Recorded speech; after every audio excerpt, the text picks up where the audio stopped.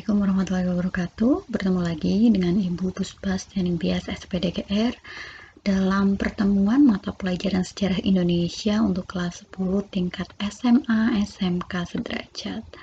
Dan pertemuan kali ini kita akan membahas bab 3, yaitu tentang pengaruh agama dan kebudayaan Hindu-Buddha di Indonesia. Selanjutnya kerajaan yang ketiga yaitu Kerajaan Pajajaran atau Kerajaan Sunda. Lokasi dan sumber sejarahnya, kerajaan ini beribu kota di Pakuan Pajajaran serta memiliki 2 kawasan pelabuhan utama di Sunda Kelapa dan Banten. Peninggalannya adalah prasasti Canggal yang menyebutkan Sanjaya membangun tempat pemujaan Dewa Siwa di daerah Gunung Wukir, Jawa Tengah. Disebutkan pula nama Sana dan Sanaha, orang tua Sanjaya. Dalam kitab Parahyangan dijumpai keterangan bahwa Sanjaya sebagai anak Raja Sana yang berkuasa di Galuh. Jadi Sana dan Sanaha ini adalah orang tua Sanjaya yang berkuasa di Galuh, sementara Sanjaya anaknya itu menjadi penguasa di Sunda atau Kerajaan Pajajaran. Dimana yang kita tahu bahwa kenapa bisa terpisah menjadi 2 Sunda dan Galuh, karena Tarumanegara tadi terpecah menjadi 2, yaitu Sunda dan Galuh. Kita masih membahas tentang Kerajaan Pajajaran atau Sunda, terutama terkait dengan kondisi sosial politik kerajaan, di mana Raja Pajajaran berikutnya setelah Sanjaya yaitu Prabu Ratu Dewata. Pada masa pemerintahannya terjadi serangan dari Banten atau kerajaan bawahan Sunda yang bercorak Islam pimpinan Maulana Hasanuddin. Serangan berikutnya dipimpin oleh Maulana Yusuf yang mengakhiri riwayat kerajaan Sunda. Konon saat ditaklukkan Banten, sejumlah penggawa istana meninggalkan istana lalu menetap di Lebak. Mereka menerapkan tata cara kehidupan Mandala yang ketat, dan sekarang mereka dikenal dengan orang Baduy. Berikutnya yaitu Kerajaan Melayu. Yang pertama kita akan membicarakan tentang lokasi dan sumber sejarahnya. Seperti yang kita ketahui bahwa Kerajaan Melayu ini merupakan kerajaan yang bercorak Buddha yang terletak di Sumatera dan lokasinya dekat dengan Selat Malaka. Sehingga dengan lokasinya tersebut mengelompokkan Kerajaan Melayu ini memiliki lokasi yang strategis yang merupakan pelabuhan perdagangan yang menghubungkan India dan Tiongkok. Kaitannya dengan karena Selat Malaka tadi memang merupakan jalur perdagangan yang sangat ramai.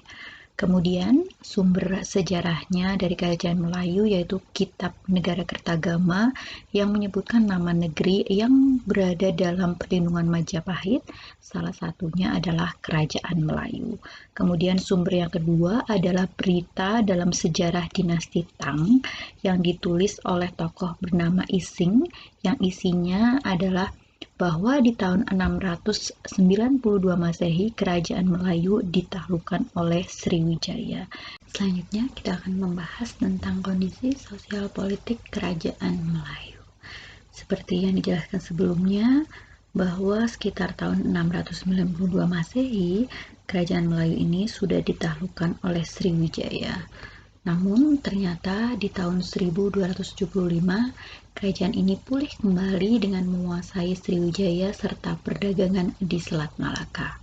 Menurut Kitab Negara Kertagama, Raja Kertanegara dari dinasti Singosari melancarkan ekspedisi Pamalayu yang diikuti pengiriman arca Amoga Pasa sebagai hadiah kepada Maharaja Melayu. Ekspedisi ini dimaksudkan untuk menjalin persahabatan serta menggalang kekuatan militer bersama untuk membentuk kemungkinan serangan dari bangsa Mongol yang dipimpin oleh Kubilai Khan. Kerajaan Melayu ini mencapai puncak perkembangan pada masa Aditya Warman, di mana wilayah kekuasaannya mencangkup seluruh pantai timur Sumatera sampai Pagaruyung, Sumatera Barat. Namun, kerajaan Hindu dan Buddha di Sumatera ini akhirnya berakhir menjelang abad ke-13. Selanjutnya kita akan membahas tentang Kerajaan Sriwijaya yang berdiri di abad ke-7 sampai 15 Masehi. Yang pertama, di situ telah tampil tentang wilayah Kerajaan Sriwijaya yang meliputi Pulau Sumatera. Mengenai sumber Kerajaan Sriwijaya, kita dapat mengetahui melalui dua sumber. Yang pertama adalah prasasti, yang kedua adalah berita Tiongkok. Berdasarkan prasasti, ada beberapa prasasti yang menjelaskan tentang Kerajaan Sriwijaya, yaitu Prasasti Kedukan Bukit, Talang Tuo, Telaga Batu, Kota Kapur, Ligor, dan Karangbrahi. Sedangkan berita Tiongkoknya sama seperti kerajaan sebelumnya, yaitu berita dari tokoh Ising.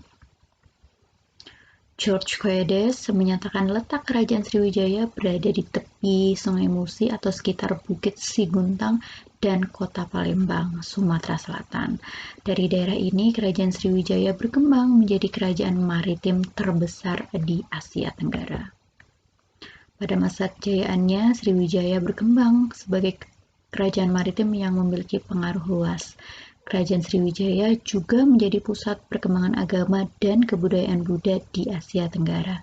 Kondisi ini tidak terlepas dari letak Sriwijaya yang strategis di jalur perdagangan internasional.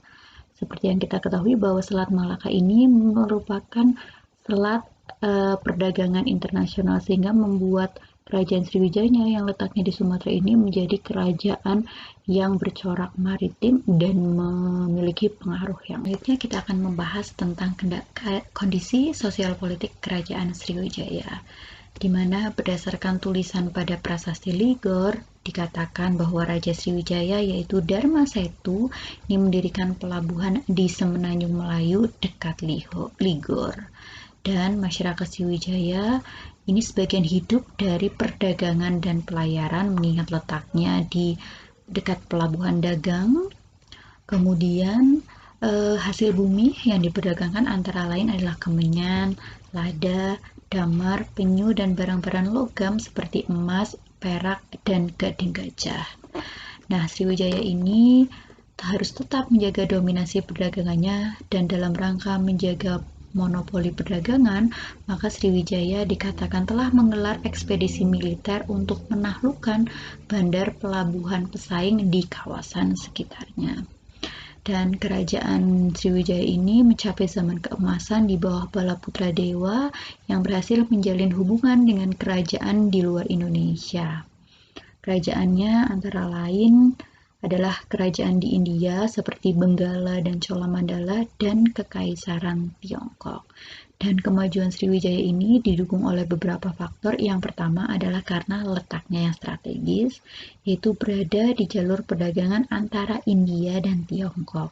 Yang kedua, karena menguasai jalur perdagangan seperti Selat Malaka, Selat Sunda, Semenanjung Malaya, dan Tanah Genting Kra. Kemudian faktor yang ketiga adalah karena hasil buminya menjadi komoditas perdagangan. Faktor yang keempat karena armada lautnya kuat, dan yang terakhir karena pendapatannya yang melimpah. Namun ternyata Sriwijaya juga tetap mengalami kemunduran yang dikarenakan serangan kerajaan Medang Kamulan, serangan kerajaan Cholamandara dari India yang tadi sudah berhasil dijalin hubungannya, namun akhirnya ini malah justru menyerang kerajaan Sriwijaya. Kemudian yang ketiga, negara yang pernah ditaklukkan melepaskan diri. Yang keempat, karena terdesak oleh kerajaan Thailand. Dan yang terakhir, karena serangan kerajaan Majapahit. Yang keenam adalah kerajaan Kalingga atau Holing yang berdiri di abad ke-7 Masehi, di mana sumber berita kerajaan Holing adalah berita Tiongkok yang masih ditulis oleh tokoh Ising. Dikatakan bahwa kerajaan Holing ini itu dipimpin oleh Ratu Sima yang memiliki perangai yang tegas, keras, adil, dan bijaksana. Buktinya, Ratu Sima ini menerapkan peraturan-peraturan. Yang pertama adalah melarang rakyatnya untuk menyentuh dan mengambil barang bukan milik mereka yang tercecer di jalan. Kemudian yang kedua akan memberi hukuman berat bagi yang melanggarnya. Ini tidak pandang bulu, bahkan ketika keluarganya melanggar pun tetap dihukum oleh Ratu Sima. Pada masa kejayaannya, Kerajaan Kalingga menjadi pusat agama Buddha di Jawa. Agama Buddha yang berkembang di Kalingga merupakan ajaran Buddha Hinayana seperti yang berkembang di Indonesia saat ini. Dan pada 664 Masehi, seorang pendeta Buddha dari Tiongkok bernama Huining berkunjung ke Kalingga untuk menerjemahkan sebuah naskah terkenal agama Buddha Hinayana dari bahasa Sanskerta dalam bahasa Tiongkok. Nah, seperti yang kita tahu bahwa yang bisa menerjemahkan itu hanya seorang dari kasta Brahmana.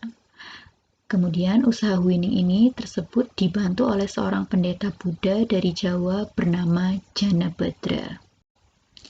Yang pertama, kita akan memberikan penjelasan secara detail tentang lokasi dan sumber sejarah Kerajaan Kalingga, di mana seperti yang ketahui bahwa Kalingga yang berada di Jawa Tengah, ini keberadaannya masuk dalam catatan Ising, yang isinya yang pertama adalah Kalingga terletak di Jawa, tepatnya di Laut Selatan. Kemudian yang kedua, ibu kotanya, kerajaan dikelilingi benteng tonggak kayu. Yang ketiga, raja tinggal di istana yang tersusun atas bangunan bertingkat yang besar. Kemudian punya atap dari daun aren, serta singgasananya ini dari gading gajah. Kemudian penduduknya pandai membuat arak dari nira pohon kelapa. Dan yang terakhir, kerajaan ini banyak menghasilkan gading gajah, cula, perak, dan emas yang dijadikan sebagai komoditi perdagangan. Kemudian sumber lain selain catatan Ising yaitu adanya prasasti Tukmas yang menyatakan tentang adanya mata air Tuk yang jernih dan bersih. Selanjutnya yang ketujuh, kita akan membahas tentang Kerajaan Mataram yang berdiri di abad ke-8 sampai 10 Masehi. Untuk Kerajaan Mataram ini, yang pertama kita akan membahas tentang dinasti yang memerintah di Kerajaan Mataram. Yang pertama adalah dinasti Sanjaya yang beragama Hindu, dan yang kedua adalah dinasti Sailendra yang beragama Buddha. Seperti yang kita tahu bahwa Sanjaya adalah anak dari Sana dan Sanaha, yang merupakan tadi Sana itu adalah cucu dari Ratu Sanaha yang merupakan cucu dari Ratu Sima, pemilik atau penguasa kerajaan Kalingga yang kita bicarakan sebelumnya.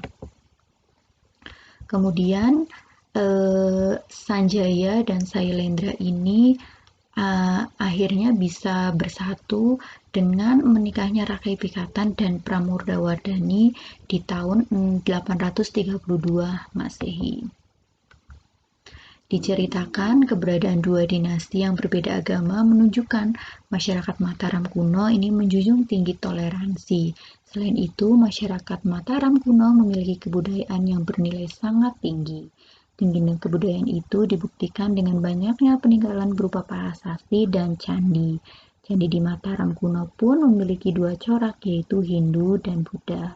Seperti yang digambar latar belakang ini adalah salah satu peninggalan Kerajaan Mataram, yaitu Candi Prambanan yang bercorak Hindu.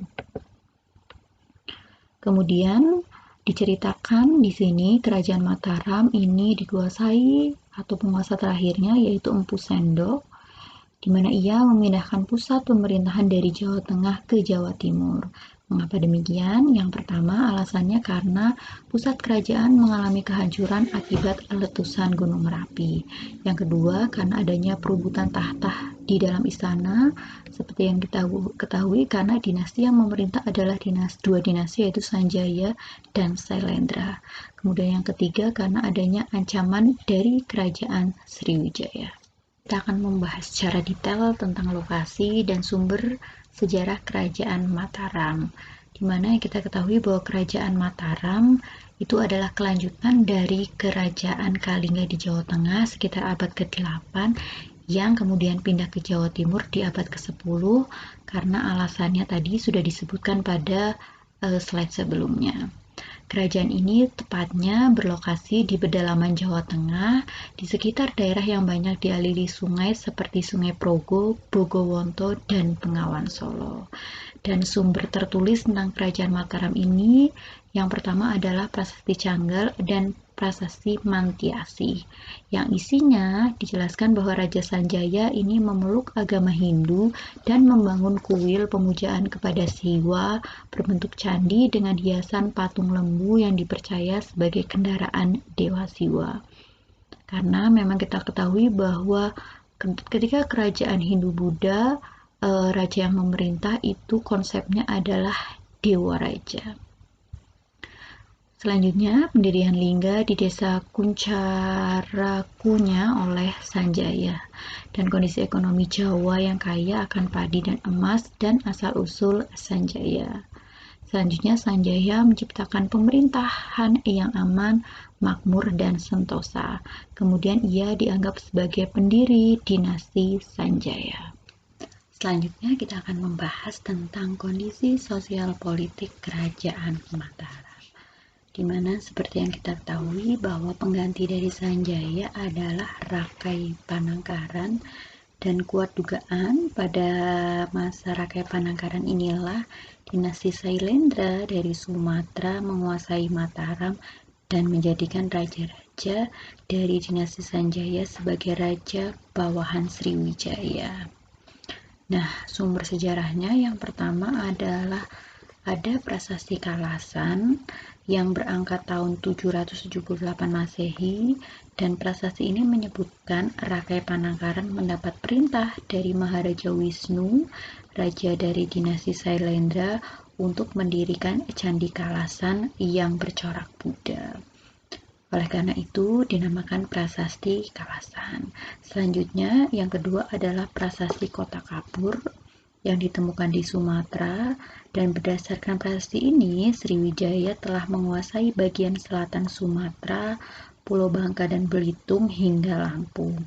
Dan di prasasti ini juga berisikan bahwa Sri Jayanasa telah melancarkan ekspedisi militer untuk menghukum Tarumanegara dan kemungkinan Mataram ikut dikuasai.